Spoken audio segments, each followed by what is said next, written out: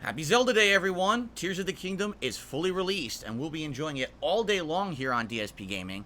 But before we get to that, we got some interesting game news as well as very positive channel updates to talk about on today's Level 1 podcast.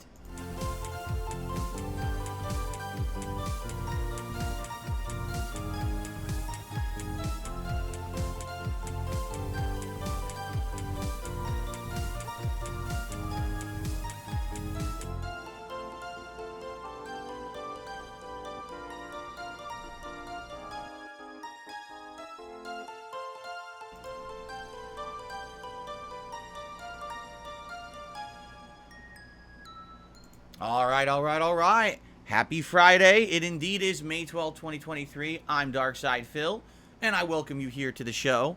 I hope everyone is doing well and enjoying their early weekend so far. I see so many people in the chat this morning who are saying, oh my god, I can't wait for Zelda to show up, or I just came home and I got my copy of Zelda and we're going to be checking it out today. Me too. After 6 years, we got a new Zelda game today, which is exciting. This one being a direct sequel to the last one, which usually doesn't happen, right? I think we had a few instances where you had like Wind Waker and Phantom Hourglass, but usually you don't have like a direct sequel to a Zelda game. And being that this is an exception to that rule, of course we're all hoping for more of the greatness that we had in Breath of the Wild. At the same time, yeah, we've seen some things in the last month or two regarding this game that for me, I don't know, makes me a little skeptical, especially with the whole building aspect, but we're going to talk about that today, obviously, on the show, and of course when I get into it, because we'll be playing Legend of Zelda, Tears of the Kingdom, all day long here on DSPGaming. I'm very excited. This game actually has some meaning for me, because it was 6 years ago, in 2017, that I decided to become an interactive live streamer, rather than just being someone who made on-demand content for an audience on YouTube. I said, I'm going to open my horizons. I'm going to change. I'm going to actually start talking with my audience and you know, on the fly, having discussions, answering questions, giving shout outs. And the whole nature of my content changed in the last 6 years. Personally, I feel like my content is better now. You know, some people still cling to the past. Oh, I really liked it when Phil just talked to the on-demand audience or was basically just doing commentary on the game. But for me, I have enjoyed this last 6 years way more, no exaggeration, than all those years before. I just think that having that level of social interaction on a piece of content that I put out is just way more interesting, fun, and meaningful than me just sitting here playing games for myself, commentating on them, you see? And the fact that I don't have to fill every moment of dead air with some kind of a stupid joke is great. I could be myself and enjoy everything, and I hope that you guys have been enjoying that as well. So anyway, it's cool now because we're going to jump into another Zelda game for the first time in 6 years. I should say a new Zelda game, because of course we've had Skyward Sword HD, and we've had Link to the Past that I recently just played, but this is actually going to be the first new one in a while. It should be a great time. Now, welcome to the show, everyone. It indeed is the Level 1 podcast before we get to Zelda today, and we got a lot of positive, interesting stuff to talk about, some game news to discuss, a couple really cool positive updates regarding the channel that I'd like to talk about. So I hope that you're ready. Now, this should not be the entirety of the show. This will probably be like the first half of the podcast, and then, of course, if we get to the second half, we're going to have a lot of different discussions. I'm sure we're going to have a lot of Q&A and interaction as well. The heat wave has begun here in Washington State. Taking a look at the weather, it started basically this morning, and we're supposed to have 80-degree weather for at least a week straight, if not longer. Some days actually getting up into the 90s, possibly, depending on, you know, the level of heat. And it's pretty crazy because we don't usually get this kind of weather in May. You know, if we're going to get hot weather, we'll get it in June, July, August, and it'll last a week or two. We never get it this early. So I'm just happy that a couple weeks ago I set up all the air conditioners early and we're good to go. Like, we've already got the air conditioners going this morning to get that ambient temperature down in the house, because now the sun is out, starting to beat on our front wall, which is going to make this whole house heat up like a clay oven, but we've already got the temperature down. My air conditioner is set up. We're good to go. And here's another cool factor to all of this. I used to sit in here with a big light on, this big lamp. And it's really like one of those college dorm lamps that has like the bendy arms that you can aim around your room or whatever. Almost looks like an octopus or a squid lamp, I guess you could call it. That's how I used my lighting for a decade. Yes, I was using that lamp ever since I moved here. Well, this year, as you can see, things are different. The only light that I have going right now is my ring light and this Pac-Man lamp. So actually, with much less light in the room, I feel like this is already going to bring down the ambient temperature because we don't have light bulbs, you know, creating this light source. And then on top of that, the air conditioner is already ready to go. So I'm hoping, fingers crossed, it doesn't get super hot in here with the fact that we have everything going. I guess we'll see. But just so you know, yeah, you're going to hear the air conditioner going on and off constantly, especially this coming week. Nothing I can do about it. Sorry about the ambient noise. Hopefully, you know, my setup here with the foam and everything kind of keeps that noise down and it's not too bothersome for you.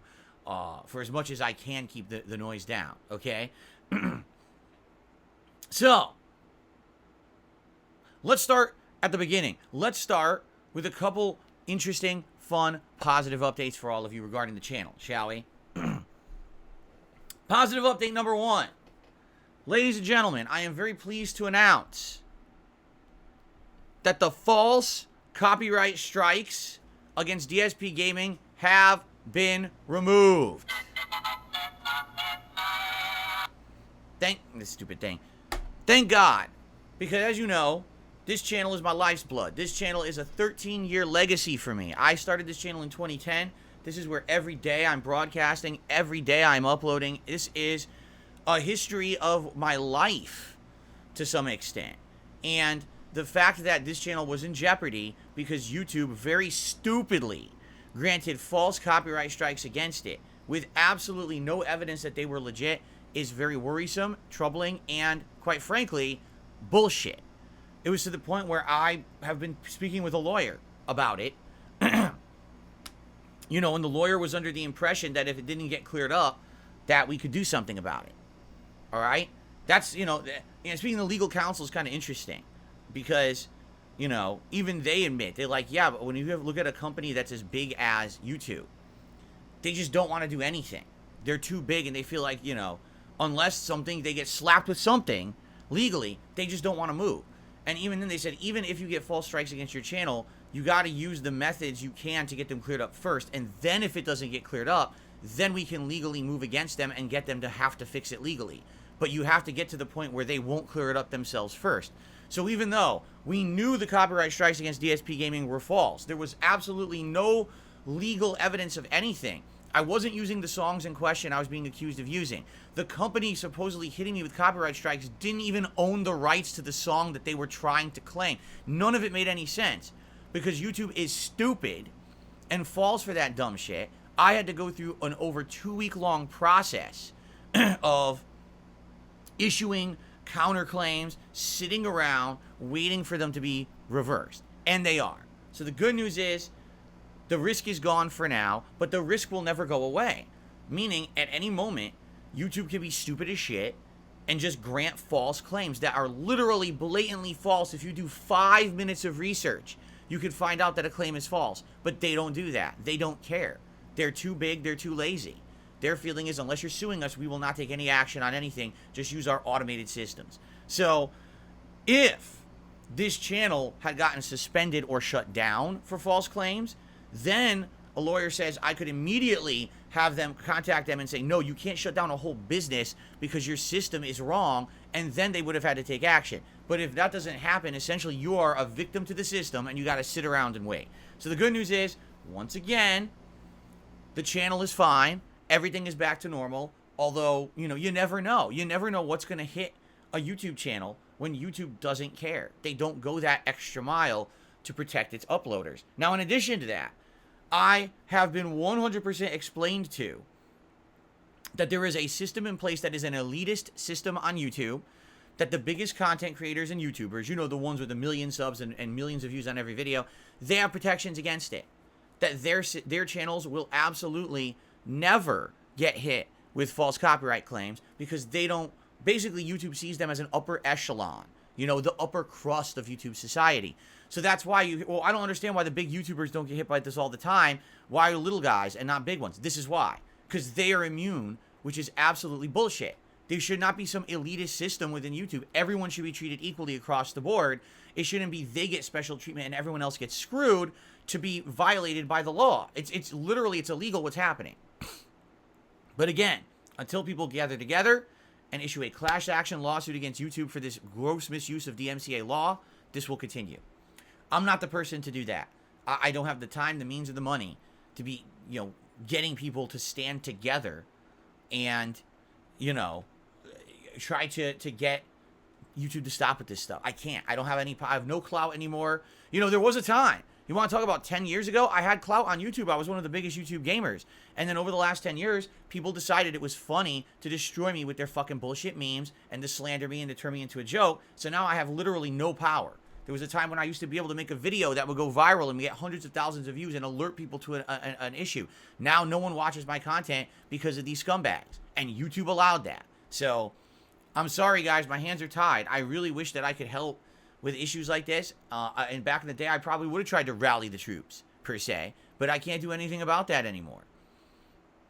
All right? I'm appreciative of those of you who do still check me out and do still watch my content despite all the nonsense out there. But, you know, those days of me being able to get any kind of movement going are long gone. I would 100% love to be involved in spearheading a movement to get YouTube to fix their broken copyright system. But I'm just not the guy to do it. I'm just a little guy. And I think you guys know that, right? Okay.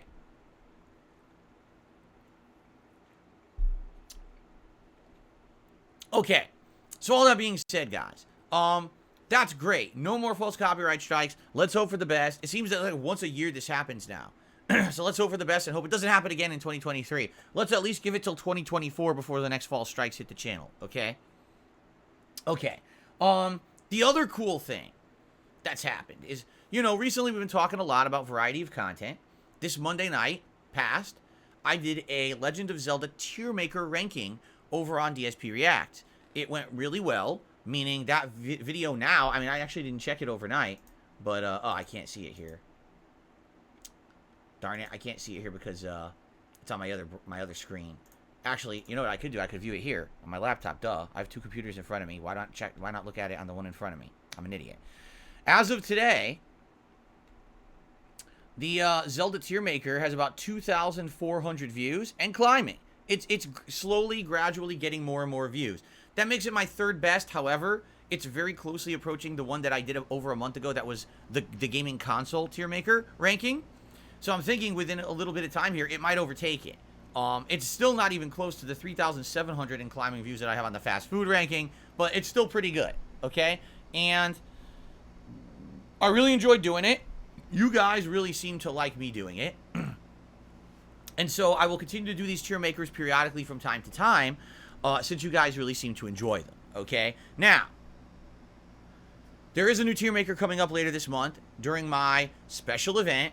That's right, ladies and gentlemen, you know what I'm referencing. It's the DSP, if I can find it. Is this it? DSP's Fight and Feast Marathon, where we'll be celebrating the history of Street Fighter, going down memory lane playing classic Street Fighter games, trying out Street Fighter food recipes from the Street Fighter cookbook. But another thing we'll be doing is multiple tier makers regarding fighting games, whether it's ranking the Street Fighter games against each other, or maybe we'll be ranking fighting game franchises against each other, which would be really neat. Or maybe we could actually rank various characters from the Street Fighter franchise. Whatever it may be, we're going to do probably a couple tier makers during that day. So May 21st, a big marathon coming up, and the next tier maker events that'll be posted up on DSP Reacts. But after that, I would certainly like to periodically do more. And people are already coming up with some really interesting ideas, like rank the Final Fantasies, rank Resident Evil, rank this, rank that. And it's fun. I think it's good variety. I don't always want to do games, by the way. I do think that we should be ranking other things than just games. Because I feel like if we just focus on games constantly, it's going to feel too blasé. I mean, the fast food ranking one is the best one I've done so far. So I feel like we can maybe mix it up, We could rank different things. We'll rank pizzas, rank, you know, rank whatever. Just think about stuff that you guys want to see me rank that's not games, and we can do that. However, something pretty darn awesome has happened, okay? A viewer, and I don't know if this viewer wants to be named or not. If they want to be named, I'm sure they'll say something on a stream. A viewer has created for me a tier maker ranking. Get this. They went back down memory lane for the last 12 years. And they looked at all of my Game of the Year award countdowns that I've done for 12 straight years. And they picked the top 2 games that I ranked every year, and they made a tier maker of it. So right now, there is a tier maker that has 24 of the best games of the last 12 years, and that would be an awesome tier maker to now look at these games back from a modern perspective. Okay, Arkham. It was Arkham. Arkham did it. He changed his name to Arkham Edits now. But Arkham did it for me, which is amazing. He added in the artwork, he added in logos, and the year and the ranking. So he put a lot of effort into this. That was really nice of Arkham to set that up.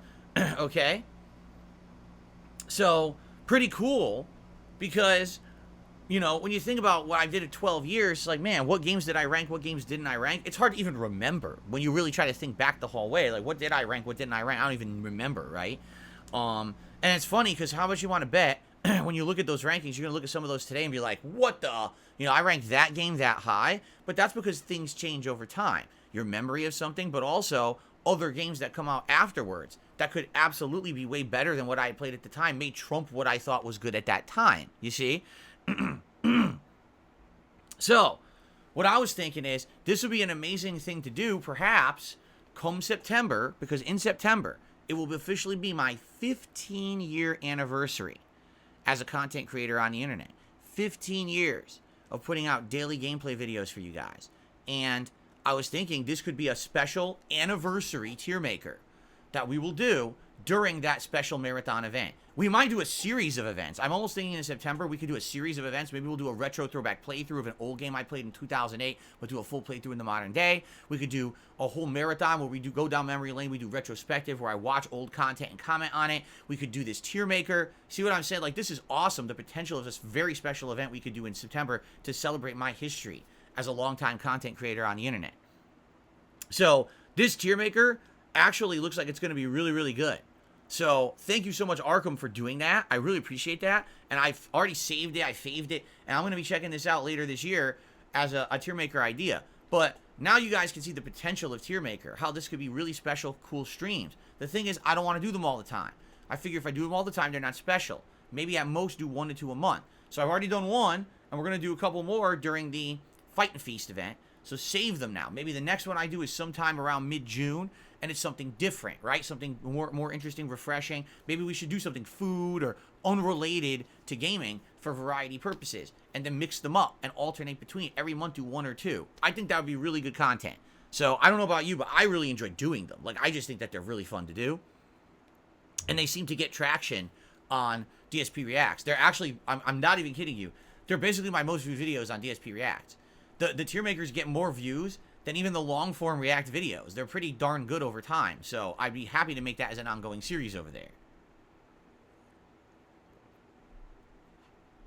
Shrubrat is now expressing interest in making them as well. Hey, that would be cool. The thing is, a lot of the tier makers out there are already well made. Like, I can just grab ones off the site. I guess it would depend on the subject matter. Let's talk. Let us discuss in the next few weeks what could be some awesome, maybe even personalized tier makers to me and my content, right?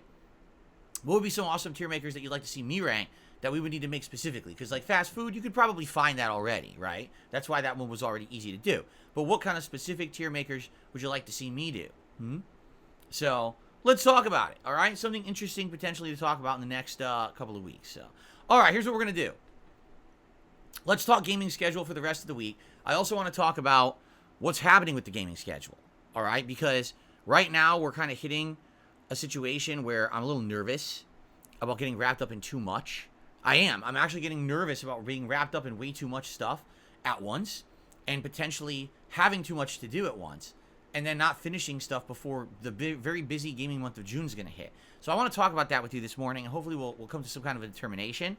So we'll do schedule, we'll talk about that. Then we got gaming news. We got about 3 or 4 news stories to talk about. I got on my phone here to discuss today. And and then if there's time, you know, we'll do our usual shout-outs. We'll open it up to Q&A in the light. And we'll see where the stream goes today. Fair enough? Okay, by the way, let's talk now. Arkham says, can you see my name on my account? Arkham, oh, I don't know what you're talking about. Do you mean your email? Yeah, I see a name on your email, because that's your email, right? Showbreath says, what about a Mario game list of ones you've actually played so that there aren't a bunch you've never heard of? Yeah, you could do that. Sure. Absolutely. Go back down memory lane. All you gotta do is go on DSPGaming and search for Mario. In the playlist section, just type Mario. And literally, it'll bring up every playlist ever that had Mario in the name. And you'll be able to see them all, because let me think about it. We did a challenge run of Classic Super Mario Bros. 2. I played the real American Super Mario Bros. 2. I played Super Mario 3, Super Mario World, Yoshi's Island, Super Mario 64, Super Mario Sunshine, Galaxy, Odyssey. That's 10 right there. Did I play any more? Oh, yeah, I played New Super Mario Brothers. New Super Mario Brothers, like Wii, right? I played a bunch of the new Super Mario as well. So, wow, there's probably like 10 to 15, probably like 15, I bet. I bet there's, yeah. Okay, yeah, that would be a good one. But, of course, like you said, the ones that I've played, because there's probably a few that I haven't, so don't rank the ones I haven't played, right? Hell, I even played that Paper Mario recently, remember? What was it called? The Rainbow Curse or whatever it was? I don't even remember what it was called. Yeah, you could do that too. That would be awesome, actually. That's a good idea. Arkham, no, it's giving your real name on your email address, just so you know. Because it's your real email, so it has your real name on it, right? So, I am seeing that. But don't worry, you know, that's not going to be exposed or anything. But, yeah, if you send emails, it goes with your real email, or your real name, just so you know. Okay. Batman games tier maker, that would work, except I haven't played that many. I mean, you got the Batman trilogy, you got Batman Origins, you got Batman VR, right? I think I played Batman Begins many years ago, and I don't remember what other Batmans I've played, because I don't think I've done full playthroughs of many others. So sadly, it wouldn't really be too many. Not enough, right? To really do a full ranking, I don't think. So.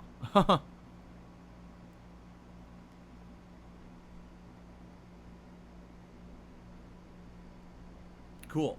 All right, anyway, thank you guys. Let's talk gaming schedule, shall we? Let's talk gaming schedule. So, let's talk.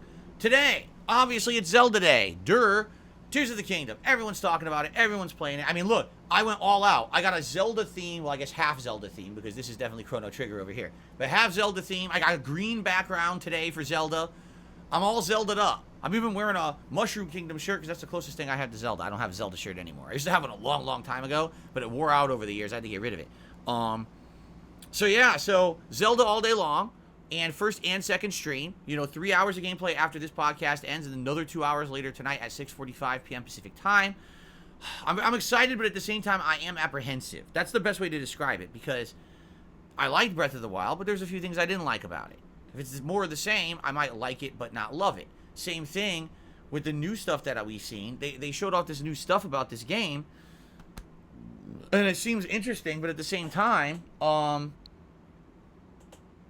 it looks like this whole new, like, crafting / building mechanic, right? Could be very, very, I don't know. Like, I feel like the first time you do the crafting building, it'll be fun. And then the 10th time you got to do it, it's getting kind of tedious. And then the 100th time you have to do it, you're like, why the fuck is this in the game? By the way, my internet just cut out, and it's coming back. And cut out again. Hold on.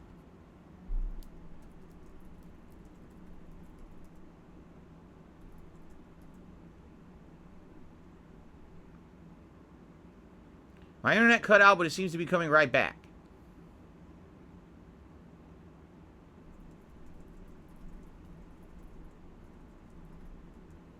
Are we good? It was a very temporary blip. It went bloop and then came right back. So it's not a DDoS. If it was a DDoS, it would have went down for a while and would have had to completely reconnect, and that's not what happened. So it's definitely not a DDoS or anything like that, because people, every time this happens, people are like, he's getting DDoSed, he's getting DDoSed. No, I'm not getting DDoSed.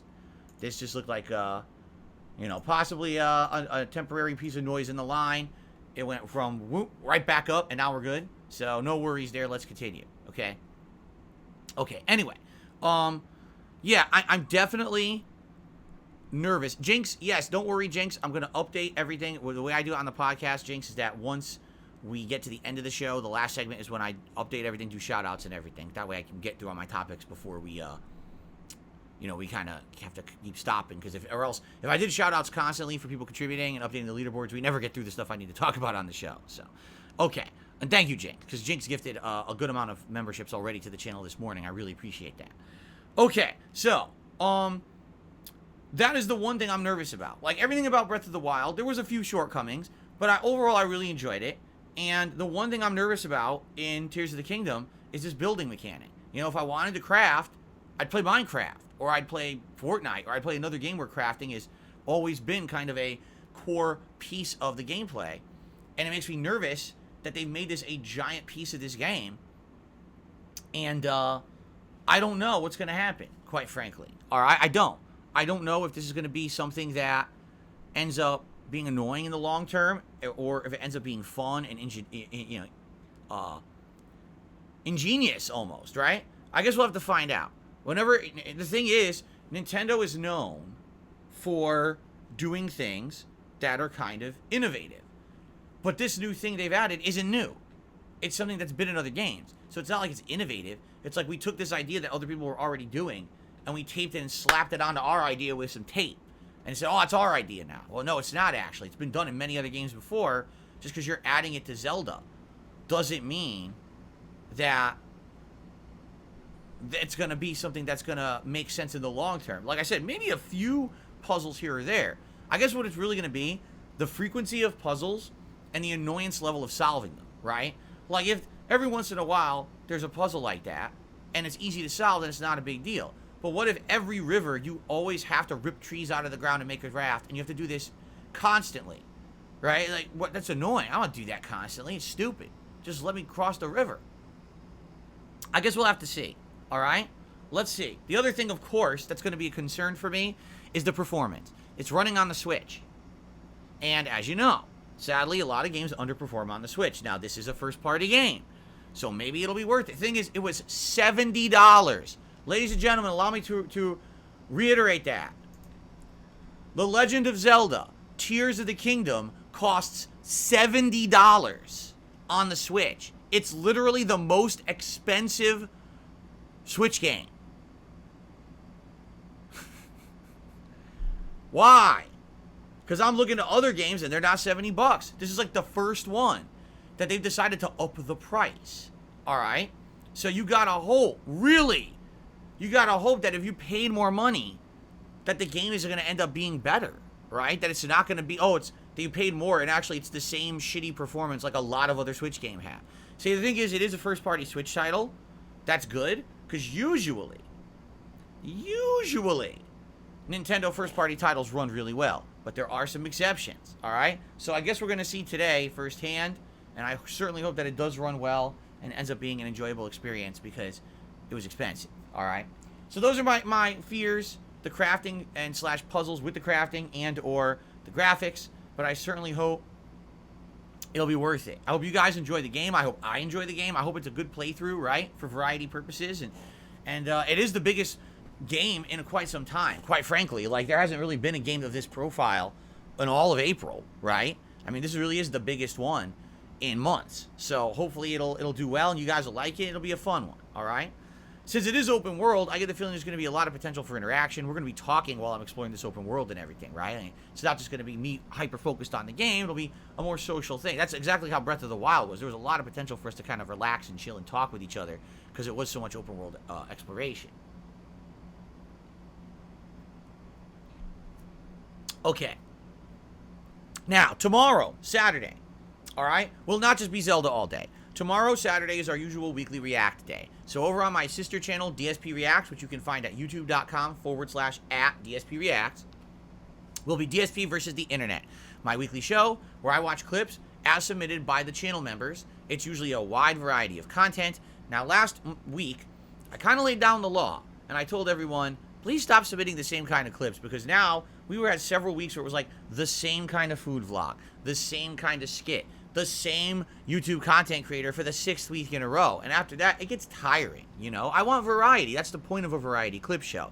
And the funny part was, I said, you know, whatever happened to some of the videos we were watching 3 months ago when the show started that were good, and then we stopped watching them. Maybe bring some of those back. Now it would be variety to bring that stuff back, and it would be good. Or do something just completely off the wall different, right? So we'll see. We'll see how things go tomorrow. I'm excited for the show. I always am. It's always a good time. Hope you'll join me for that right after the podcast tomorrow over on DSP Reacts. And then tomorrow night on the late stream, we will be coming back here to play another session of Zelda Tears of the Kingdom. Okay? So within the first 2 days, we're going to have 8+ hours of gameplay of Zelda, which will be pretty fun. Okay? Well, I take that back. It'll probably be around 7 to 7.5 hours of gameplay. Okay? Sunday, we're going to swap over. It's going to be Star Wars Jedi Survivor on the first stream. And finally, after 14 hours of gameplay, we're leaving the first planet.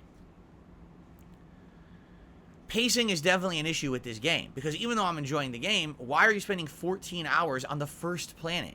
If anything, the first planet should have been an introductory planet that's like 5 hours. And then get you out there into the galaxy to see variety. Instead, it's way too long.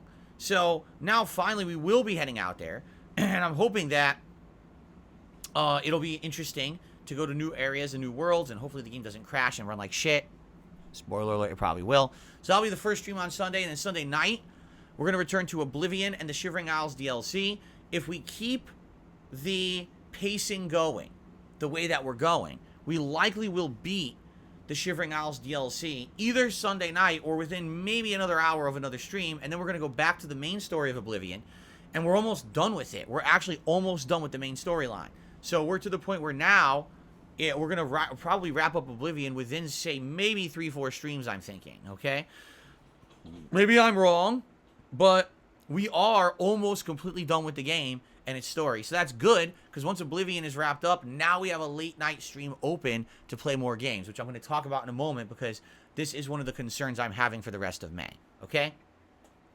Then on Monday, we're likely going to do more Zelda on the first stream, and Monday night we're going to do more Final Fantasy V Pixel Remaster, okay? Tuesday, I'm kind of leaving up in the air, because if you're not aware, I'm now playing 3 games at once. I'm playing Zelda, I'm playing Star Wars, but we also got Elden Ring going. And Elden Ring at this point, you know, we've made great strides, great progress, and we are doing really well. You know, my build now has basically hit its peak. I can now use all the best spells for Glintstone in the game. I pretty much have almost, if not the best equipment for Glintstone, and I'm leveling it up. So at this point, like, everything is working out well, and I'm doing crazy damage and everything, and I got a lot of health, but we still got a ways to get through. We still got the rest of the Ronnie questline, which includes 2, like, optional dungeon areas. We have another optional underground dungeon to do later. We got the rest of the last third of the game to do. We got a lot still to go. So, on Tuesday, for variety purposes, do you want to see me do another Elden Ring stream? Or would you prefer Star Wars? Or would you prefer Zelda? Like, I'm kind of leaving Tuesday wide open. Maybe we'll actually do a poll overnight and see what you guys want. Have you vote on it on the community tab of DSPGaming, and that'll determine what game we play as the first game on Tuesday. And then Tuesday night will be more Oblivion, okay? Wednesday I'll be off. Now, next week, there's no new games. There were supposed to be, but we have an update, all right? Get this. This is one of the news stories that I'm covering for you guys today.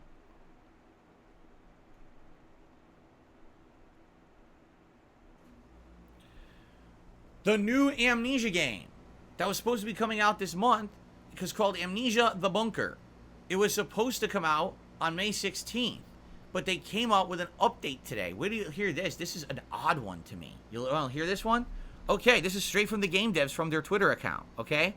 It's called Frictional Games. Here we go. The release of Amnesia: The Bunker has been delayed by 2 weeks due to unforeseen certification issues.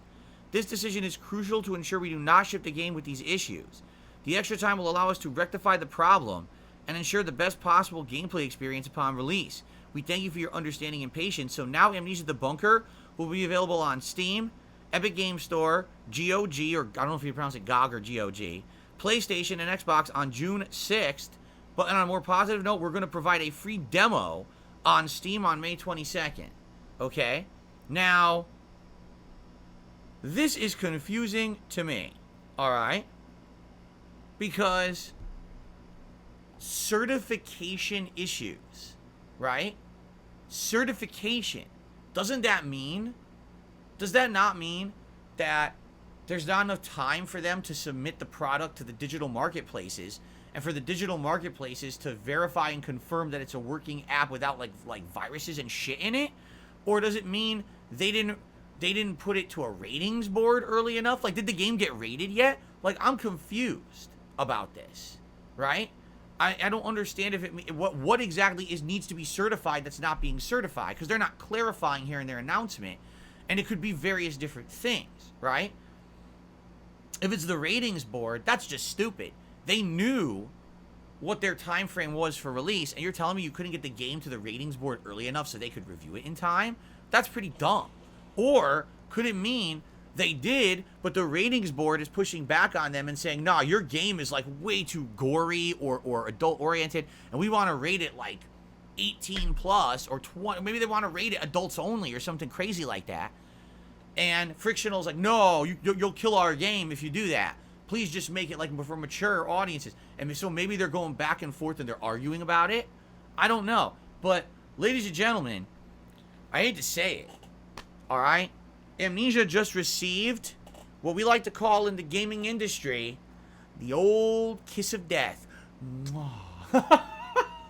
Because, ladies and gentlemen, Amnesia is now releasing the exact same week as Street Fighter 6 and on the same day as Diablo 4. I mean, you want to talk about how you are not going to get any press coverage whatsoever when you release during that week. Because you have two completely different kinds of gamers that are going to be super duper hyped for two completely different genres of games that are also going to be giant and very well covered in the games media. No one's going to be talking about Amnesia. This game is going to get buried. And it sucks because it might be a good game. You know, Amnesia games typically are decent. I would say some are better than others. You know, the first one's good. The second one, not so good. The last one was good. I liked the third one. A lot of people had a lot of negative things to say about the third one. I particularly enjoyed it. I mean, the ending was kind of weird with the baby shit, but it was still a good game. So now, we got this one, and it's like, dude, how in the hell do you think anyone is going to care about an Amnesia game the week of two ginormous AAA releases that are hyped and everyone is super pumped for in the gaming community? This game is going to be like non-existent. It's going to be like swept under the fucking rug.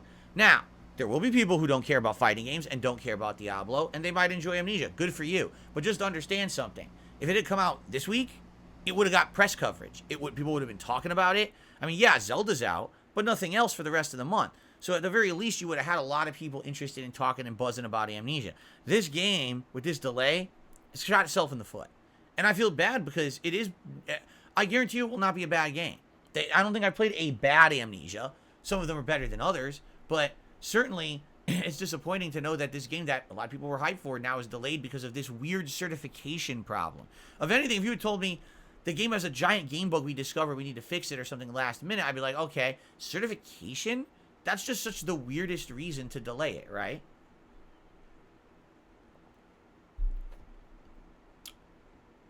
So anyway, now here's the question. People are like, well, are you going to play it? I mean, I would like to, but do you honestly think I'm going to have time to play Amnesia when I'm juggling the brand new content-loaded Street Fighter 6 with possibly Diablo 4?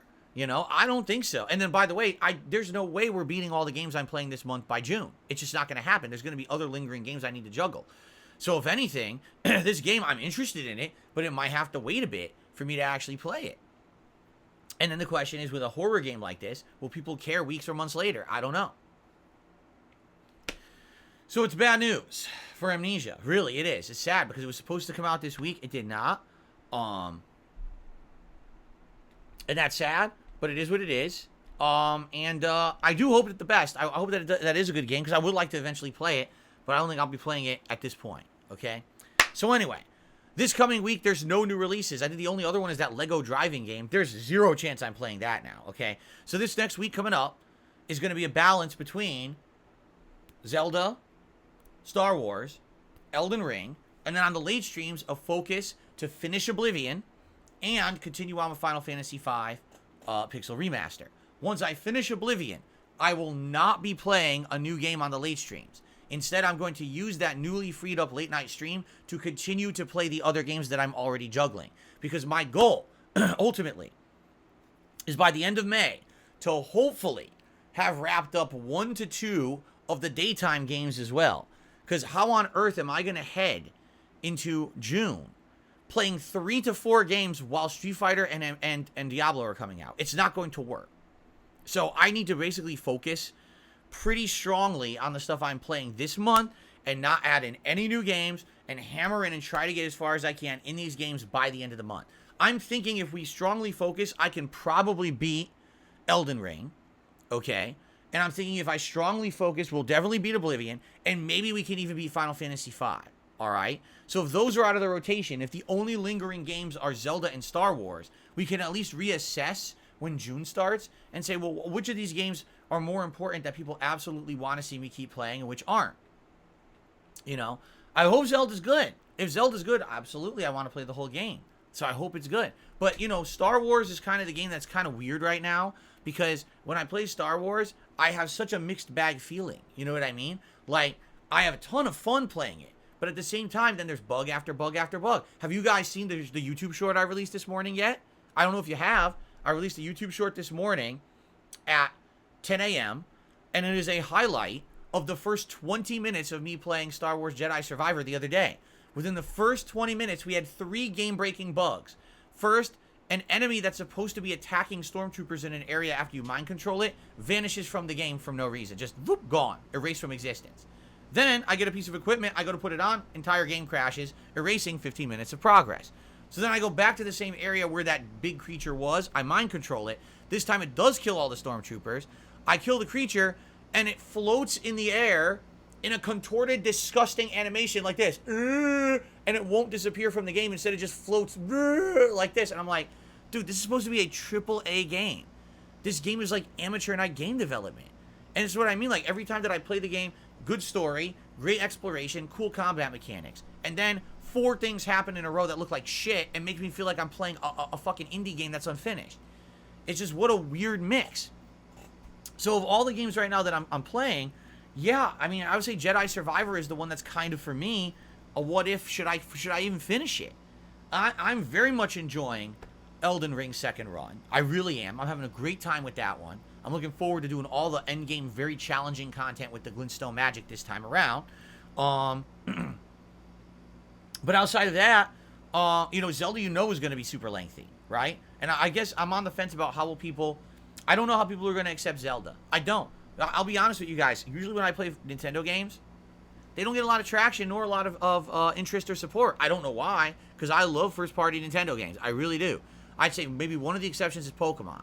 But outside of that, you know, I play a Mario game, a Zelda game, a Kirby game, you know, Metroid Prime. Oh my God, I just played Metroid Prime Remastered.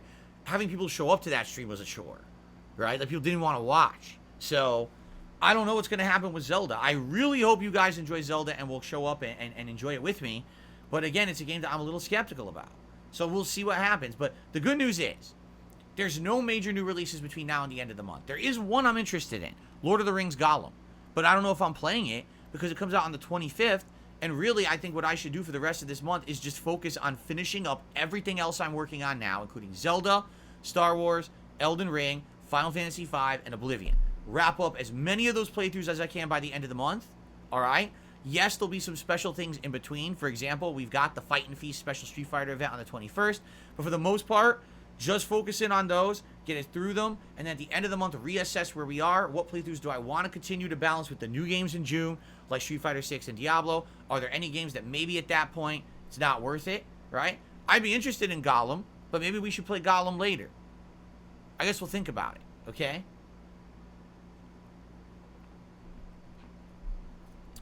So that's the schedule. I've already talked about the Fight and Feast event, but I'm going to hype it up one more time. May 21st, all day long, that Sunday, marathon event here on DSPGaming. All right? What are we going to be doing? Quite a lot.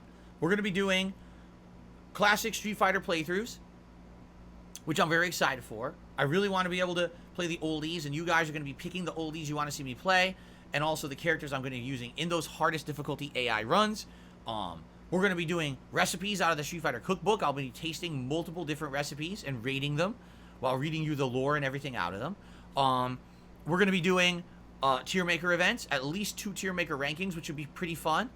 And then we might do a battle royale if you want it. We could do a fantasy battle royale featuring all fighting game characters from Street Fighter, Mortal Kombat, and Tekken facing off. That could be pretty neat.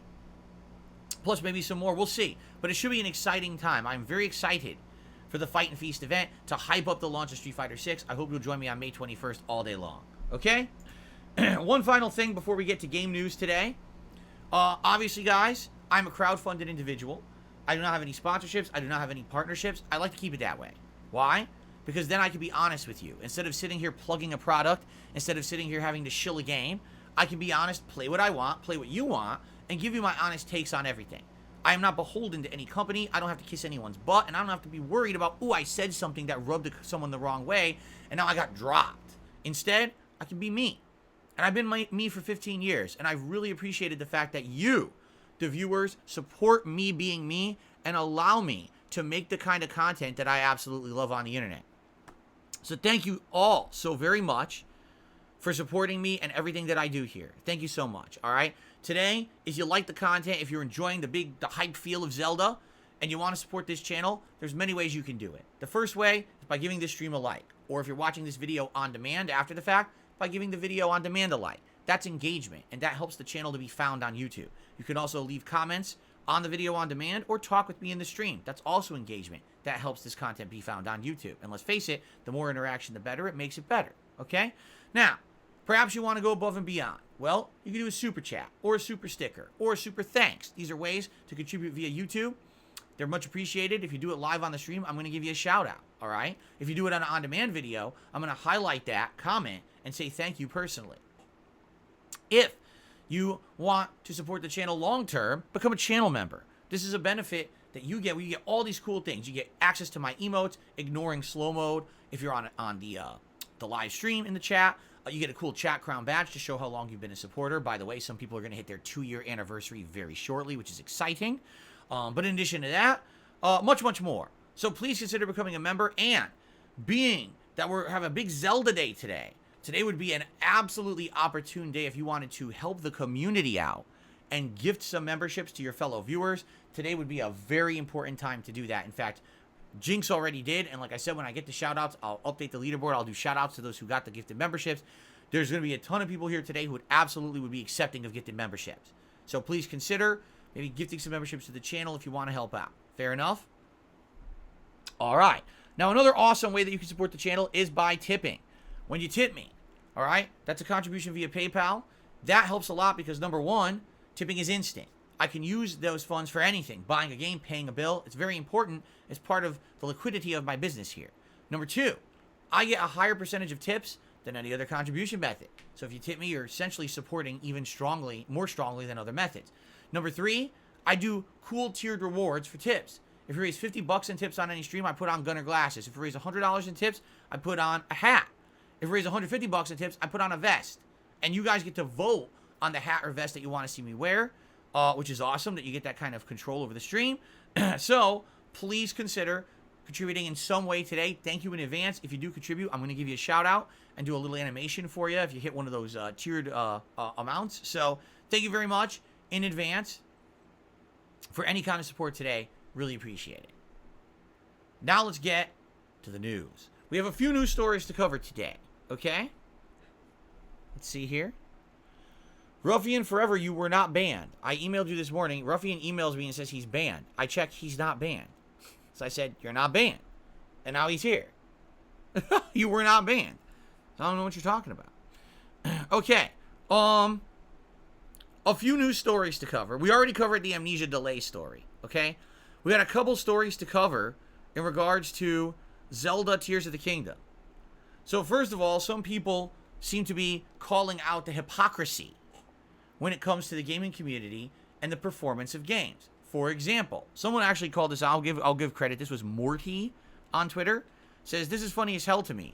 Redfall just came out, and it's 4K 30 frames per second, but everyone immediately when they heard it was 30 frames per second, screamed, how dare this game feel like this in 2010? give it a 50 on Metacritic, and slam it and downvote it and say it's a piece of dog shit that it would come out this way. Then, Zelda Tears of the Kingdom is coming out. It's only 720p on the Switch. It can barely hold 30 frames per second. And all the fanboys, oh my god, it's the best game ever. We love first-party Zelda. We love first-party Nintendo. No, it's absolutely, positively true. Now, I think the Redfall is actually not a very good example because Redfall also is a very bad, unfinished game regardless of the graphical performance. The game is a piece of shit. I know, I watched Kat play it last week. That game was really, really bad. Okay? So, yeah, this is it for me. I have to call it out again. Why is it that we allow Nintendo to always underperform, but we give them a pass, right? Always. I mean, everyone just complained about Pokemon Scarlet and Violet. Why does this game look laughably bad? There were memes all over the internet. Oh, by the way, best-selling Pokemon game. So you still bought it. You knew it ran like shit, but you bought it anyway. It seems like the Nintendo community absolutely positively love to complain, but then they spend their money anyway. So why complain? Just don't fucking complain anymore, right? Oh my god, we want Switch Plus, we want Switch 2, we want Switch improvement. And so they come out with the Switch OLED. That's not what I wanted, buy it anyway. Everyone buy them all. Oh, buy them. What the fuck is your problem? It's like, so then don't bitch. They're like the super whiny, super loud complaining, but then you spend your money anyway no matter what, right? Oh my god, the Wii U sucks. The Wii U games are terrible. I can't believe the Wii U is so bad. Hey everyone, spend all our money on Amiibos for 2 years to keep Nintendo afloat, and don't play the games, but buy Amiibos instead. I mean, I wish I could make this up, but this is what happens all the time with Nintendo. Like, they always get the pass. It doesn't make any sense. I'm just confused as shit that everyone has a right to complain. Everyone does have a right to complain about graphical performance in the modern gaming era. Everyone should be asking for better. If you're, especially a game like Zelda, the game's $70, $70, right? So why in the hell are we not demanding better? What exactly is the extra $10 going to? It ain't graphical performance, right? So where is it going? Why are we paying it? I'm the exception to the rule here because I'm a content creator. You know, I dropped the extra money, but I'm going to be making a playthrough that's going to make tons of content for my streams, entertain you guys. You know, it's not a big deal to me. But for the average person, yeah, why are you spending 10 more bucks for what? What exactly are you getting out of it? Right? And again, why on earth does Nintendo get the pass? Criticize them and then say, no, we're actually going to change our spending methods instead of every time. It's hilarious. Zelda Tears of the Kingdom Collector's Edition, Zelda Tears of the Kingdom Controller, Zelda Tears of the Kingdom Bag to carry your Switch in. And it's all selling like hotcakes. It's all just selling crazy. Tons of money for Nintendo. But then you shit on the game and say it looks like shit. Then don't fucking buy the stuff. It's one or the other. You can't have it both ways. You can't complain, but then support. Then don't fucking support. Stop complaining or don't support. You know what I mean? You want to talk about hypocrisy, excuse me.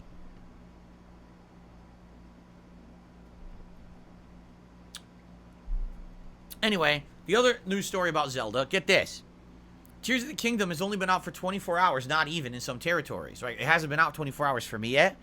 Someone already beat it in 94 minutes. Speedrun it. Broke it. Yeah, I'm not kidding. Already done. That's modern game development.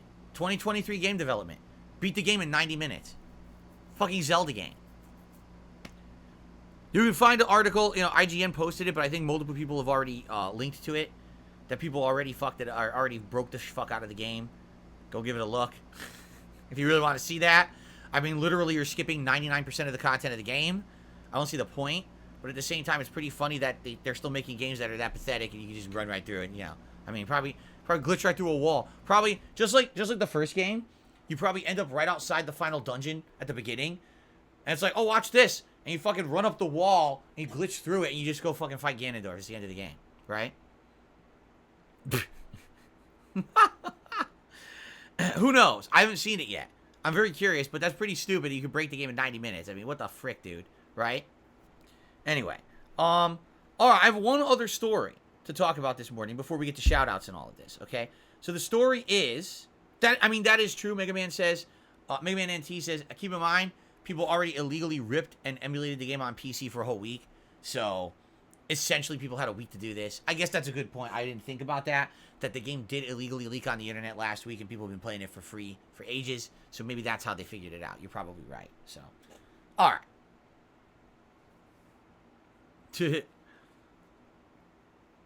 Okay, the other news story is Hogwarts Legacy. I know you're like, what? Hogwarts Legacy? Wow, oh look, I touched my face and look what happened. Remember I told you guys how sensitive my skin is? Now you can actually see it with this better webcam.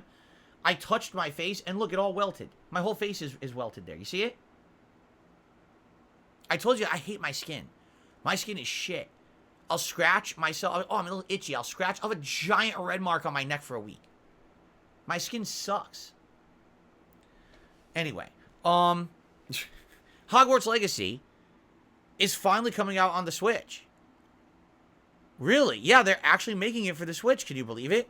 It's coming out on November 14th. November 14th. Keep in mind, this game came out in February for everybody else. So a 9-month wait for this game to finally come out on the Switch. Now, by the way, the game had issues on current gen consoles, graphically at points. For what I'm going to understand, the game just came out on last gen, and I think that one also is having... Can you imagine how this game is going to run on the Switch? Like, they're probably going to have to downgrade the graphics. Like, it's probably going to look like a cartoony mobile game. I can't imagine how this would look on the Switch. Because the game looks great on modern consoles, so I can't imagine how much of a downgrade that you need, right? We keep removing and removing and removing content or something, right? Man, I don't know. Zen Shuriken says, well, lots of kids are waiting for the Switch one for sure. Crazy sales guaranteed. Oh, I guarantee you it'll be a giant seller because it's the holiday season. How many kids have heard about this game all year, wanted to play it, and couldn't, and now their parents are going to buy it to them as a Christmas present on the Switch? Yeah, I think this is going to sell like hotcakes. And by the way, the game already is an insane seller. So now it's going to be even a bigger seller come November. But I just find it hilarious that this is going to have to freaking be, you know, 9 months later, the game's coming out for Switch. I mean, it's pretty crazy. I bet they had to remove so much content. That's what took them so long, right? They probably, I mean, not to say that there'll be like gameplay elements missing, but I almost guarantee you, right? I almost guarantee you that they're going to have to end up removing all kinds of graphical stuff. It's probably going to look so basic now, right? Yeesh. Anyway, so that's the game news today. Nothing too crazy, all right? I guess we should get the shout-outs, shall we? I think we've been waiting for a while here. Let's start on the YouTube side of things. So, yeah, it was an hour ago at this point. I don't even know if Jinx is still here. Jinx, are you still here? My bad for taking so long. Jinx dropped a 10-member bomb this morning. Congratulations to the following people.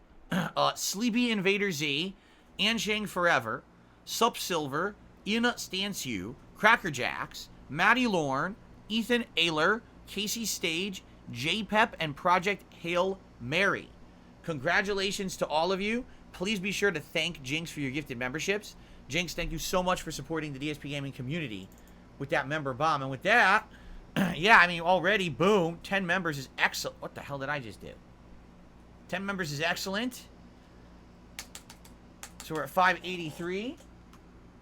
At this point, we'll move it up to 590 because now you want to hope that we can get a few more people to actually become a member over the course of the day.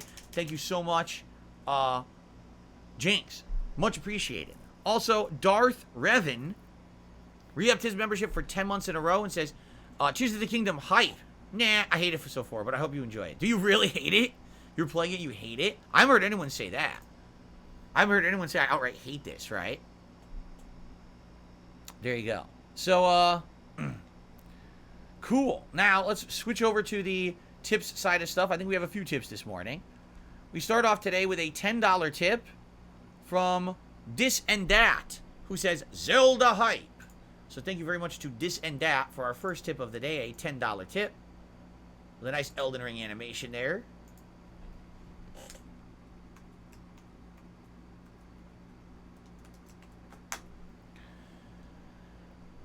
Thank you, thank you. Zelda hype indeed. Let's hope that the game is good. I hope it is. You know what's going to be hilarious? It's a direct sequel, but you know Link's going to have no abilities at the beginning of the game, right? As if the first game didn't happen. Oh, Link fell asleep and he has amnesia. He can't remember anything he did in the first game. Sorry about that. Lost all his abilities, all his knowledge, all his weapons. They're all gone. All his tools. Okay. I got $1 tip.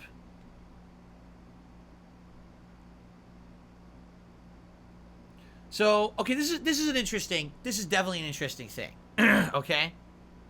Absolutely, this is something that I will address and talk about. An anonymous tipper has tipped me $1 and says the following, okay? When you say that you were bigger 10 years ago, well, I was bigger this way, and I was way more popular on YouTube. But you seem to have a better personal life now. It seems you're better overall with your health and lifestyle. Maybe it was worth it. Yeah, I mean, here's the thing. Levels of success and happiness vary from person to person, okay? 10 years ago, maybe even a few years before then, because 2013 was when public opinion was just starting to turn against me, but then I became a live streamer and it kind of picked up again, I would say. It's all subjective. It really is. It depends on the person, all right? For those years that I was big on YouTube, I would say 2009 I started to blow up. 2010, 2011 were some of my biggest years. 2012, 2013 were still pretty big. And then I would say 2015 was the start of the decline when those false copyright strikes destroyed DSPGaming, okay? Those years when I was popular, and my shit didn't stink, and everyone was talking about Darkside Phil, checking out the hottest new Darkside Phil playthrough. I was going to conventions. People were lining up. Yes, I'm not kidding. People were lining up to get my autograph. People wanted to go to a big event, you know, in a ballroom to watch me and talk with me and see a panel with me on it. Yes, I know that's crazy to think, because today no one gives a shit. But back then, people actually did. You know, these were the earlier years of YouTube, okay? That was definitely a different time, all right? And my life was dramatically different, okay? I was single, I was living alone, and quite frankly, I was coming out of a time in my life where I was pretty strongly into depressed. I was heavy depression, okay? And, you know, I didn't like who I was. I didn't like where my life was going. And YouTube kind of turned that all around for me. Admittedly, if I didn't have that YouTube positivity going on in my life, I don't know where I'd be today, okay? And the thing was, those years were very unhealthy for me, all right? I was basically drinking myself to sleep every night. This is not exaggerating. This is my life. I was drinking an insane amount of like rum and Coke every night, like Coke Zero and rum. And I would play games, and then I would like watch some TV, have some unhealthy food, pass out, wake up the next day late, like noon or later. Oh, I gotta start recording. Set up my setup, start playing video games, record, you know, all day, start uploading, run and buy fast food, every day fast food, literally every day fast food, okay? and then, you know, come back, record more, upload. And that was my life 6 days a week. The one day a week I did, okay, I take that back. 5 days a week. One day a week, John Rambo would come over. And instead of me just doing that solo, we'd actually do co-op commentary. We do our Smart Guys wrestling show, and we do a co-op playthrough together, which was really nice. And then another day a week, Sundays, every Sunday night, I would go and I would have dinner with my parents. So I'd meet with them somewhere, or they would meet me at my condo, or I'd go there, and we'd drive to like a restaurant. We'd have a nice meal out. We'd talk about our week, get caught up. And I would see them then. And that was literally my life. Every once in a while, I'd break it up with going to a convention or going to E3. Or, you know what I mean? But that was my life for years. Like, we're talking like, you know, 2011, 2012, 2013, 3-4 years in a row. That was my life. And it was not a good life.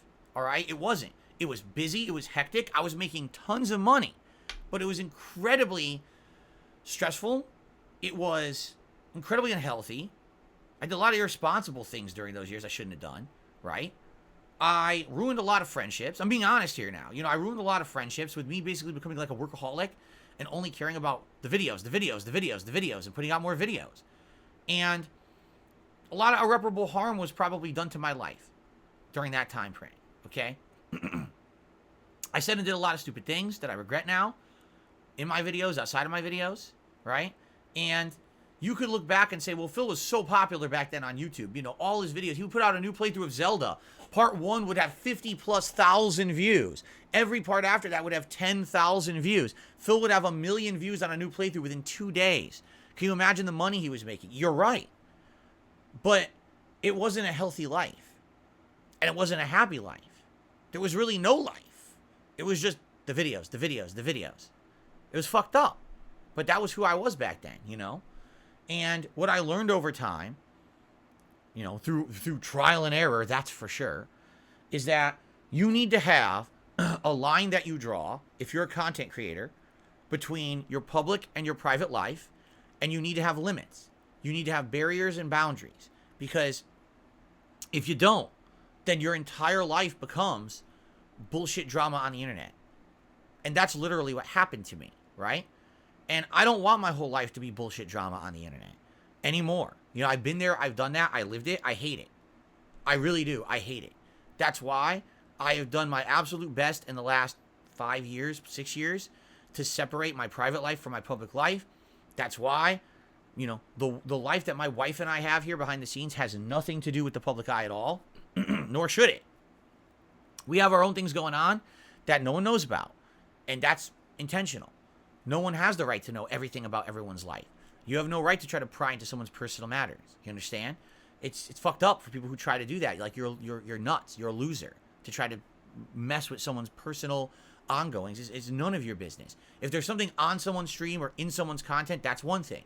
But the moment that you try to pry into the private, that's none of your fucking business. You got problems, man. You got to go see help. You got to see a doctor about that, because it's obsession.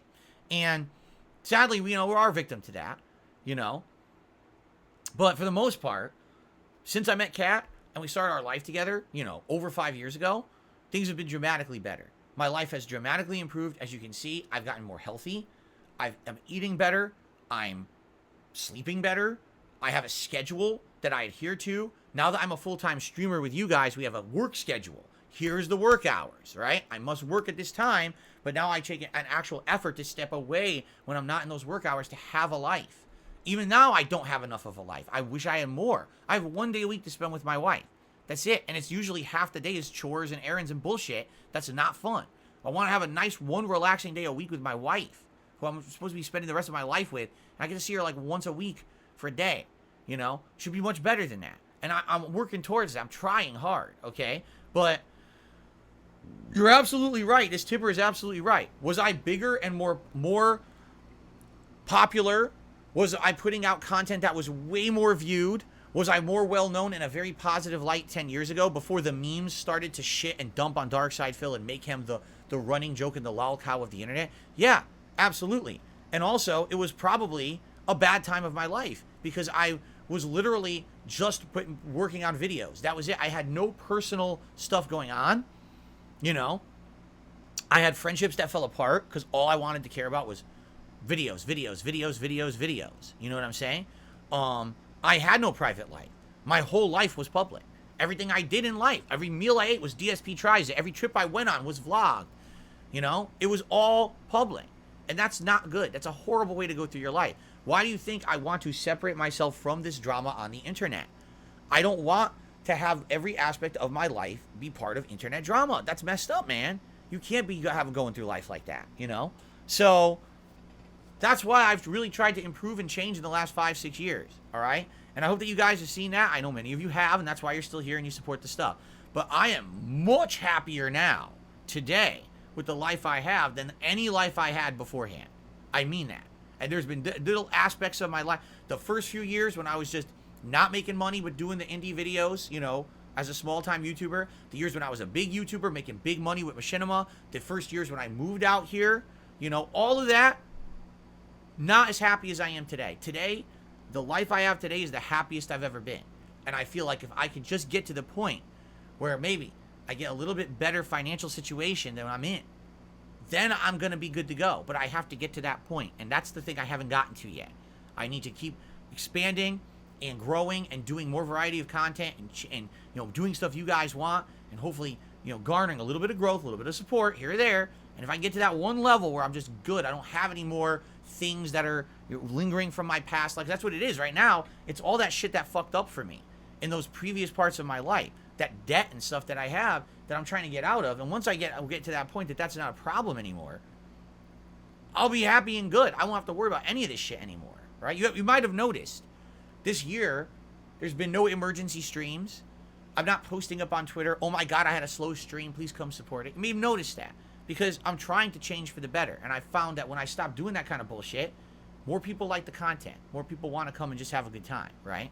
And that's what I'm striving for, to be better, and that's why, again, I don't want to be involved with internet drama bullshit at all. I don't want to be pulled into the toxic toilet of, oh, my whole life is internet drama. No, I refuse. What I do right here on this stream with you guys, content-wise, with gaming and the podcast, that's my public life, that's my work. And then I want to have a nice private calm life behind the scenes. I can't have everything in my life is drama for people to digest and fucking, dissect and make fun of. No, I'm not going to do that. So some people are okay with that. Hey, you want to do that with your life? Go for it. I'm not going to be that. I'm not going to be the fucking clown for the internet. I'd rather have a nice private life that's positive and different. And you can't do that if you become this big drama shit on the internet. You just can't. All right? So I'm not doing that stuff, okay? But anyway, no, I'm much happier. And I would say, we're working towards it. We're absolutely working towards it. And things will get better in time, I feel, as long as I can stay the course and, not falter and not fall into the bad habits. But so far this year, I feel has been a pretty good year. And I'm looking forward to the rest of the year. I think it's going to be a pretty good one, okay? Okay. I received a $4.50 tip. It says, I don't think you're ready. This is an 80-hour Zelda game. It's $100 in Canada. As for Jedi Survivor, there's only 5 planets in the game. 2 are huge planets that you return to multiple times for the story. The rest are just one and done. And that's from Zero. Again, you see what I mean? Like, it's so weird because we had an extended period of time with nothing. Now all these lengthy games fucking come out together. It's like, how am I supposed to get through all of them when there's more games on the horizon right around the corner? So I don't know, man.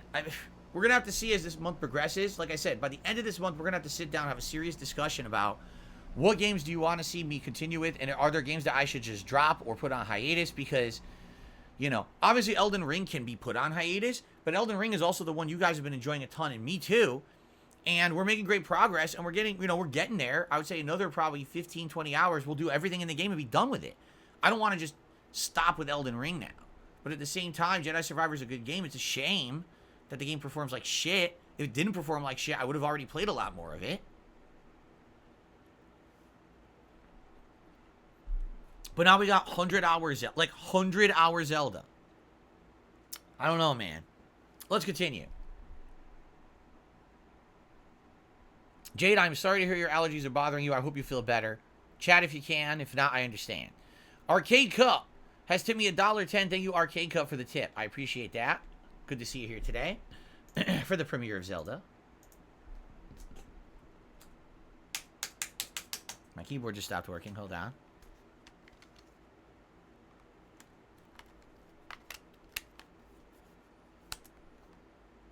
There we go. Let's see here.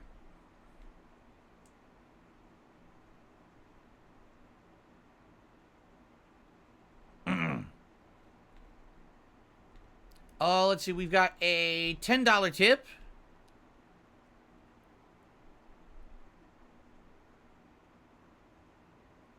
From Jinx. And again, Jinx, thank you. Jinx, again, I'm going to say what I said yesterday. I appreciate the message, but here, let me put it this way, okay? Entertaining anything that a hater or a detractor or whatever you want to call them, a fucking moron, entertaining anything they say is literally a waste of everyone's time. Mine, yours, and everyone's. Seriously. The moment that you let something idiotic get to you is a moment that you've given them a moment of your time that they don't deserve. And quite frankly, that's why they do that stuff. When they try to get your goat, it's because if they feel like they did, oh, look at that, I got some recognition. So, yeah, I appreciate the support. I really do. I literally don't want to address nonsense from these idiots at all. I just ignore it all now. There's no point in ever even directly addressing, bringing it up. These people are stupid. Everyone knows it. The more you bring it up, all you're doing is giving them what they want. So, I hope you understand. Okay. I received another tip from Pickle Shits. Oh, that's hilarious. He said, put your name in Google search bar. It says you have a $5 million net worth. I have a negative net worth. Just my mortgage is more than any assets I have. Seriously. That's complete nonsense. I don't know where Google would get that. That's complete bullshit. Anyway, thanks for the tip. John has re-upped his membership for 13 months. It says 13 months filled. Great streams, hype for today. Me too. Thank you, John. And Tanya Raven just became a channel member. I think that actually did count as a new membership. Thank you, Tanya. And that's going to get us up to 584 members and climbing, which is excellent. You know, never fret, guys. I know that last month we were at 700. Listen, what happened was my birthday month. People went crazy for my birthday event. There was a lot of gifted memberships on this channel. We went whoop, way up. And then they all kind of expired in the last week and a half, which was to be expected, right? It's fine. This is what happens on the channel. There's going to be ups and downs. When I'm playing more popular games or more exciting things, more people tend to come and support. When it's a little bit slower, like it has been in May, then things kind of slow down. I'm not worried. We got some great stuff coming up. We got Zelda, we got Street Fighter, we got Diablo, we've got Final Fantasy, we got epic stuff coming up in the next couple of months. I am not concerned in any way, shape, or form about the performance of this channel. I know things are gonna be fine. So no worries there, and you know, we're all good. Thank you for the support so far this morning, everyone. By the way, all right. So we have a few extra. Minutes here. Let's see if you guys have any questions. Please tag me in the chat.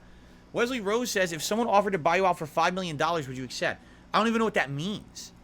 Buy you out for $5 million? What would that even entail? I don't really own anything besides the channels.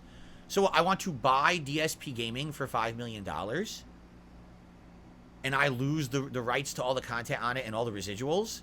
I mean, what would be... I mean, here's how weird that is. What would be stopping me from saying, oh, go ahead, buy the channel for $5 million. I'm going to make a new channel and just keep making new content anyway. So I continue to make money anyway. But now I made $5 million on my past. Oh, by the way, likely you're going to want to keep all that content public because you're going to want to make money on it, right? Or else why did you buy it for $5 million? In which case, I don't care. People get to keep watching it anyway. So why do I care, right? Like, that wouldn't make any sense at all. Who on earth would buy me out for $5 million? You know what I'm saying? Like, that would be like stupid level. It doesn't, unless there was the only thing I could see is like, so there's a contract that says I can't make content anymore, like ever. Like, I could take a $5 million buyout, right? But the buyout, the stipulation of the contract is I can't be a YouTuber anymore, right? I mean, that would be tough. That would be a tough decision. I'd have to do a lot of math, right? I would have to do a lot of math. I mean, essentially, that's kind of walkaway money when you think about it. You know, it is. It's kind of like you make that amount of money. You're going to pay your taxes on it once it's gone, right? You're going to pay off all your existing debts. And then you're going to invest some of that money so that it keeps making more money. So you essentially don't have to work for the rest of your life. And then you live a comfortable life, right? Because that would be nice. It sure would be nice to say, man, no more drama, no more stress, no more pressure. I can live a nice life with my wife. We can go on a trip we've always wanted to go on, get a honeymoon we never had. You know, pay off my parents' debts, pay off my debts, get everything even Steven, right? But, you know, at the same time, completely walking away from YouTube and saying I'm never going to make content ever again for you guys. I'll never be able to talk with you guys again. And then on top of that, you got to understand that's maybe not what it's cracked up to be. Because when you think about $5 million, well, like half of that, or just under half of that, goes to taxes. So immediately, actually, it's really like $3 million, right? Let's be honest here. So, anyway, let's not dwell on it because it's bullshit. No one's ever going to pay me $5 million to buy out DSPGaming. This channel is not worth $5 million. You'd be insane to think that. With the amount of views it brings in today, this channel is nowhere near worth $5 million. You know, maybe a couple $100,000 tops, I would think. Just the channel, you know. Because really, it's not the channel that's the value. It's me pumping the content out for the channel. Putting something on this channel doesn't give it visibility. You understand? It's the fact that it's DarkSidePhil making content and he has a following. You see what I'm saying? So, yeah, I don't know, man. I don't know.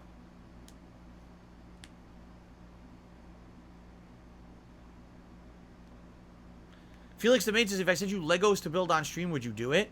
I mean, that's something interesting. I don't know. Here's the thing. I'll address this briefly because I have more shout outs to do. I'll address this briefly, okay? That sounds fascinating to me. I've not built Legos since I was a kid. I don't even know if Legos are more complicated, less complicated, or the same as when I was a kid. I don't know how entertaining it would be to watch me build Legos. And I feel like if I did that, okay, it would essentially be like a hobby stream where we talk the whole time. Because it wouldn't be the most entertaining thing to see me do, but if we're talking while I'm doing it, and I just so happen to be building and showing you, oh, look, it's growing as we do this. We're actually doing, you know what I mean? That could be neat, maybe. But it would have to be like we have to talk about topics and things while I'm doing it, or else it's not going to be very interesting. Let me put it this way.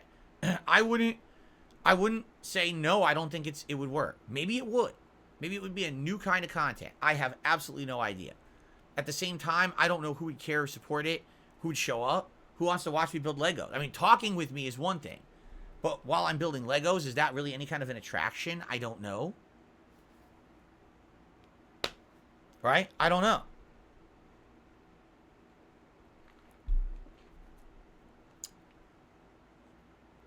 Okay. Jinx asks, will I do merch again? I might. I'm strongly considering doing merch later this year. Let me put it this way. If anyone's interested in merch, I need suggestions. I can't use Spring because Spring kicked me out 2 years ago with no explanation. I asked them why, and they wouldn't answer me. It was the same time that I got kicked off of Twitch, the same time that I got kicked off of multiple services with pop-ups. They all did it at once. So it sounds to me like there was a concerted effort by my trolls. They basically made a package of things from like 10 years ago of nasty things that I used to say on my old content, and they literally sent it all over the internet. And because of that, some of these places, we can't have it, and cancel it, right? So I would not be opposed to having some merch again. But the question is, do you guys know of a service that I'd be able to use that isn't going to be, oh, if the trolls contact them, they're just going to cancel my fucking account. You know, because it's stupidity. I worked with Teespring for 5 fucking years. They never had a problem with me. All of a sudden, 2 years ago, they had a problem with me, even though it had anything to do with that. It was like old shit. They're just moronic. These companies are all going woke, and when they go woke, they just lose their fucking minds because they're stupid. So that's what it would have to be. It would have to be something that one of these companies that aren't going to kick me off the site for shit I did 10, 15 years ago because they're morons. Okay, but I don't know if there's anyone out there like that. All right? Let me know. Then I'd be considering it, but I don't see the point of trying to get a whole line of product design, have people put effort into logos and artwork, put it up on a website just to have it kicked off within 3 months because my trolls kept contacting them and saying, look at something Phil said racist 15 years ago. You know, fucking morons. Okay. All right. So, ladies and gentlemen, I received an incredibly generous $150 tip again from Jinx. That is just crazy at this point. This is 3 streams in a row now. $150 freaking dollars again from Jinx. So thank you, Jinx. I mean, this is insane. 3 streams in a row. Thank you so much. I mean, it's a crazy amount of support. I really, really appreciate that. That obviously means we're going to have all the goals hit. All right, so first thing I'm going to do, let's do a hat poll before I even update anything. Okay. Which hat is Zelda best? So I've worn a lot of hats now this week, right? So I got to think, like, what hats didn't I wear? I haven't worn the blue digital camo hat. I haven't worn the fake hair hat. I haven't worn the cowboy hat. And I haven't worn... See, I don't want to wear, like, the football helmet. It's going to be too intrusive to a new game. That's for, like, something silly, for, like, a marathon or something. That's not for, like, a serious playthrough. I keep forgetting how many hats I have. We just wore the Viking hat. The Bender hat, again, is kind of intrusive. Oh, we'll do the beanie. We'll do the beanie. The beanie. So the blue digital camo, the fake hair, the cowboy, or the beanie. The beanie is either Punisher or Daredevil. So if you pick beanie, we can pick between those. Okay? So let me get Jinx up on the leaderboard. Jinx, again, you're amazing. Thank you so much for this insane amount of support. I know it can't last forever, But man, do I appreciate it. Thank you so, so very much. So now we're at $177 in tips. Holy shit. Thank you, guys. And by the way, there will be a vest poll as well right after the hat poll ends, okay?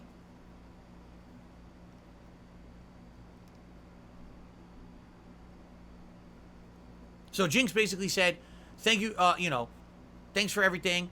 I've been a long-time fan of yours, and sorry for the message earlier, because remember I said earlier he had left a small tip and he was talking about hater shit, and I was like, I really don't want to address hater shit. There's no point in addressing hater shit on the streams. Just ignore it, okay? Okay. Continuing on, I received a $1 tip.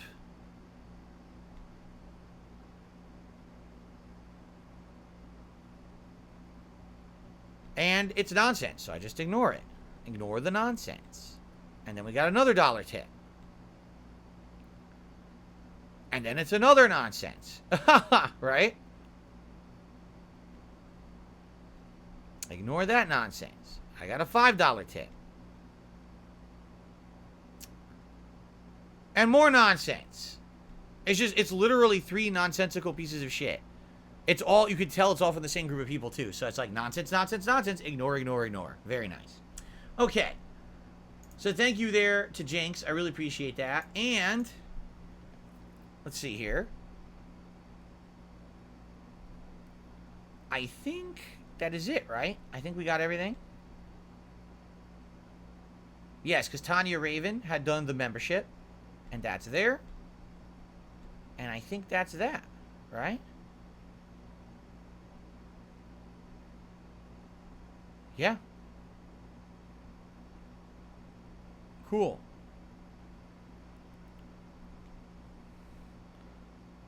Alright, everything good there. People are voting on a hat. Very good. I'll put my phone away, by the way, because we're good here.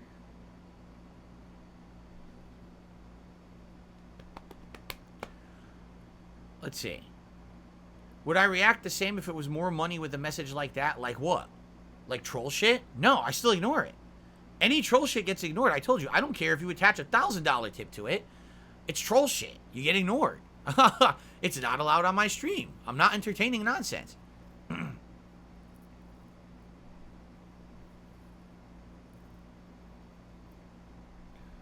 Okay. What about selling my autograph written on gaming memorabilia? I have never once sold my autograph, nor will I.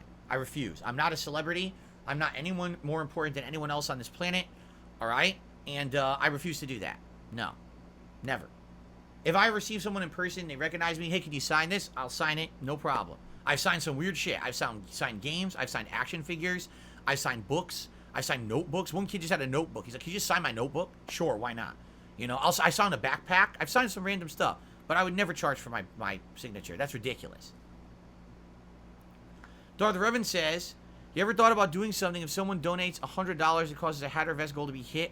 That person will pick the Hatter Vest? So that one specific person would pick? Yeah, here's the thing. I like the thought of community. I do.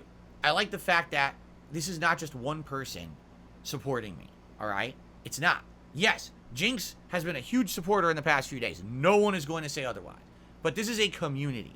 This is people who band together to say, I like this kind of content. It's different from others. I want to support it. We work together to make it successful and keep going. If you have a person coming in here and constantly, donating just to get a hat or just to get a vest or just to do that, you've kind of missed the point, right? So what I mean, like, it's nice to have these rewards, but I'll give you a perfect example, okay? I'm in the middle of an insanely hard boss fight in a video game. We happen to hit 100 likes. And you got a bunch of immature people in the chat who sit here and scream, bubbles, where's the bubbles? The bubbles, fill the bubbles, the bubbles. Like, do you not see that I'm playing a game? I'm intensely focusing on it. This is supposed to be the point of what we're doing here. If the stream became all about the bubbles, you're here for the wrong reason. This is nice. It's something silly to do for the community. This is not the focus of what we're fucking doing today. You understand? The hat, the vest, the bubbles, the glasses, it's silly stuff. It's meant to say, hey, we're having a good social time together. But that's not what we're here for. We're here because you like the content, you enjoy it, and you support it. That's what it should be about. So if someone does a $100 tip, thanks so much, but please understand, you shouldn't be, oh, I control the whole stream now. I mean, when you do that, you sadly you risk going down a slippery slope. Do you remember many years ago? I forgot the guy's name at this point. That guy who during the summertime was coming to my streams and he was dropping giant tips and he was doing a bunch of super chats. Of course they were cheers back then. And he was doing, was it King Tut? Is that who it was? I think that's who it was. And then he was debating, hey, why don't you play Street Fighter 5 tonight? Hey, why don't you do this? Why don't you do that? It's like, wait a minute. Whoa, whoa, whoa, whoa, whoa. I appreciate the contributions, but just because you're contributing doesn't mean you control the content now. Like, that's not what the point is. If you like the content, you're supposed to be supporting to have it keep going. Not, oh, I'm paying you to now change your content. You see? And that's what it was all about. He was literally trying to control streams. He did it for about 2 weeks. And then when I put the kibosh on that shit, I told him, no, I'm not doing that. Then he got pissy and immediately he tried to charge everything back. And, you know, he's a dickhead.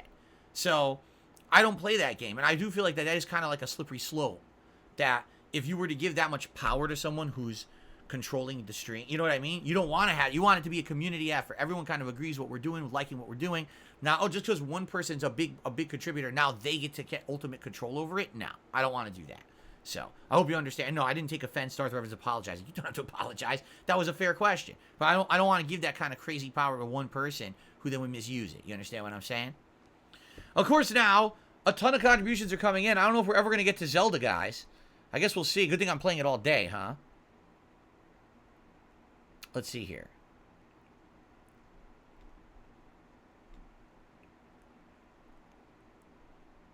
So here we go again. Ignore this.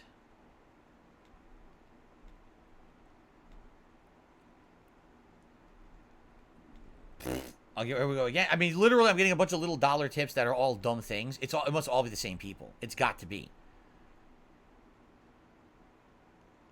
Yep, here we go. What about this one? This one's not $1, so this one might be legit. All right. We got a legit tip, a $6.66 tip from Ganon's pet. Okay. I wonder what kind of pets Ganon would keep. And he says, he says, I hope that you don't get burnt out with the game. Yeah, I don't know. I mean, I guess it really depends on if it stays fresh and interesting. Because if there's a game that's 80 hours long, yeah, you could definitely get burnt out. With Breath of the Wild. I almost said Breath of the Kingdom. With Breath of the Wild, the reason that I felt that the game was fun is because it was such a large open world, and it seemed like no matter where you explored, there was more new things to discover or find, correct? And it kept it feeling fresh. But even then, I know the audience was getting bored with the game by the end. I remember distinctly, by the time we got into the last third of the game, people were telling me, play other games. And I was like, yeah, but we played this one for a long time. And I was like, no, play other games, and we're tired of this one.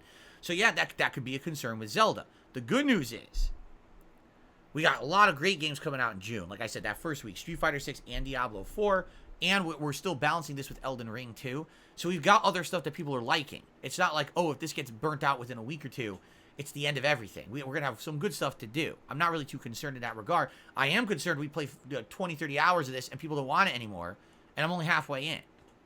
They're like, well, that was a waste of time, right? Okay.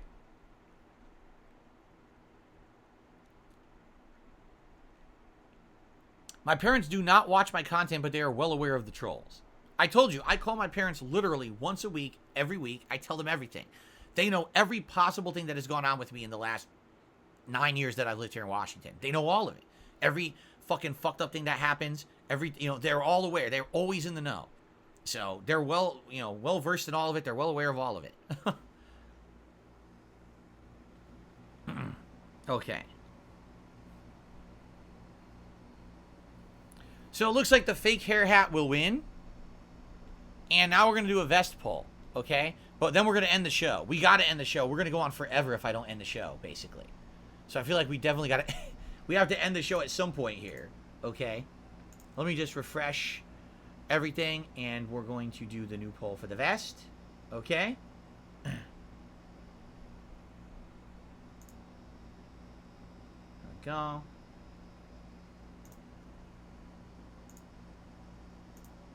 Now we hit 100 likes, so we're going to do a celebratory bubble blow.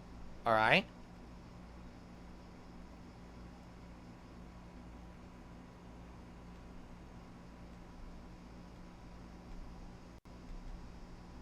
So, Which vest is Zelda best?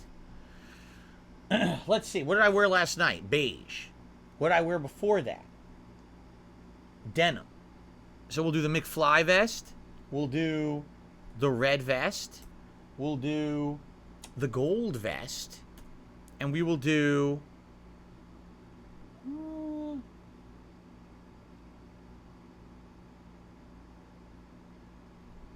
the camo vest.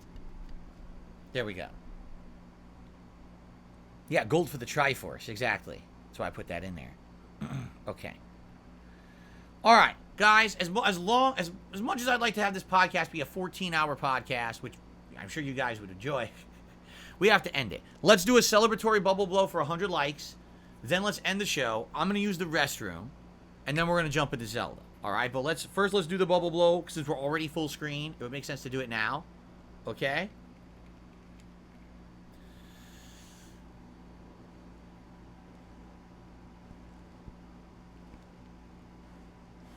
Celebratory bubble blow.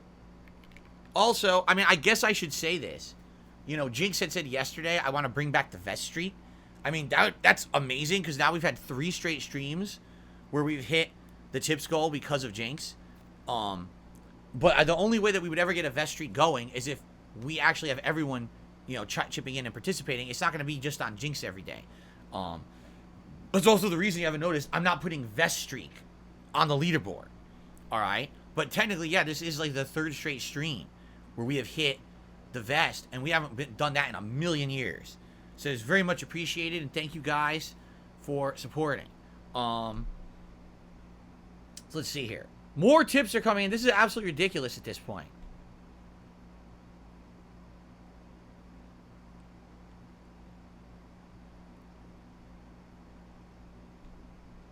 Let's see here. This one I don't even understand. It's a troll. Yeah, it's a troll. What's this? Ugly tuna roll. Has to be $4.20. Says, have fun with Zelda. I'll catch you on the flippity flip. I'm gonna catch up with your playthrough when I'm ahead. Peace. Sounds good. And I know a lot of people will be doing that. Okay, a lot of people will absolutely be coming back after playing this initial day of gameplay. They'll probably be playing it all weekend. You know, I won't be. I'm playing it today and tomorrow night, but then I'm taking Sunday off from it. A lot of people will be ahead of me, and then they'll be able to come back and watch the rest of the playthrough. And I'm down for that. I hear you. A lot of people don't want to be spoiled initially in the beginning. Totally okay with that. Broseph did a super chat. I won't let you start streaming Zelda yet. People don't want me to start.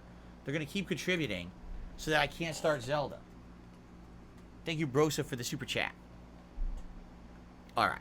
But in reality, I got to get going. So, guys, thank you. I appreciate your support this morning.